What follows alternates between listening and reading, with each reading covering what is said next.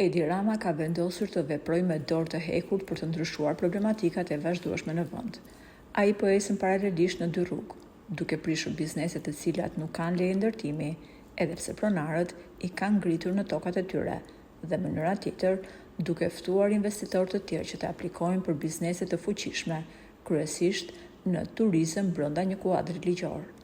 Në mbledhjen e zhvilluar së fundmi, duket se kryeministri i ka bërë për ujë të ftohtë kryebashkiakët e shumë qyteteve, ndërkohë që nuk i kanë shpëtuar detaje, siç është mjekra e tyre.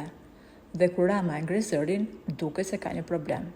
Në momentin që nuk pritej, ai është drejtuar të besuarit të tij, Benet Becit, kryebashkiaku të Shkodrës, i cili së fundmi ka lënë mjekër dhe ka ndryshuar shumë në pamje.